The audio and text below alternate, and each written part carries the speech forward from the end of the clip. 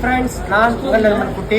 நேற்று திருச்சியில் பாஸ்மதி அரிசியில் தம் பிரியாணி வடி போடும் போது நீரே இல்லாமல் போடணும்னு சொன்னேன். ஆனால் இன்னைக்கு ஈரோட்டில் கோபிச்செட்டிப்பாளத்தில் புல்லட் அரிசியில் தம் பிரியாணி. இங்கே எந்த அளவுக்கு நான் தம் போடுறேன் பாருங்கள்.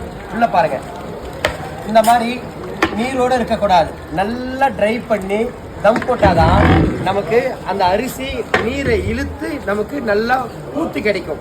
ஆனால் பாஸ்மதி அரிசி நீரை இழுத்து உதிரியாகவும் லென்த்தியாகும். இந்த அரிசி நீரை இழுக்காது, அந்த அரிசி நீரை இழுக்கும். தம்மு உடைக்கும் போது போடும் போது காமிக்கிறேன் பாருங்க. ஹாய் ஃப்ரெண்ட்ஸ், நான் உங்கள் நண்பன் குட்டி. நேற்று பாஸ்மதி அரிசியில் தம் போடுற ஸ்டேஜ், அதாவது தண்ணியோட போடணும்னு சொன்னேன். இன்னைக்கு பொன்னரிசியில் அதே தம் போடுற ஸ்டேஜ் நான் ட்ரையாக போடணும்னு சொன்னேன். இன்னைக்கு வீடியோ காட்டிருக்கேன், உடச்சி காமிக்கிறேன் பாருங்க. நெசகரண்ணா உடைப்புமா என்ன, நான் வாழை இலை உள்ள போடுறேன். வாழை இலை போட்டாக்கா தம்முக்கு தம்மாவும் வாழை இலையுடைய மனமும் கிடைக்கும். நெய்யை ஊத்திட்டு தம்மு உடைக்கிறோம். சரி, நான் உடைப்புமாண்ணா புளிக்கு ஊத்தணும் நல்லா சூப்பரா. என்ன நெய்ண்ணா இது?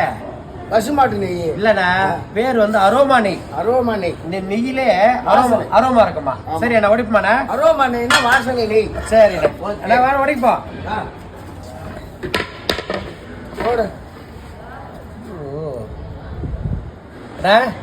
எப்படின்னா இருக்கேன்? சிறப்பா இருக்கு. அப்படியே எப்படியே இருக்கு.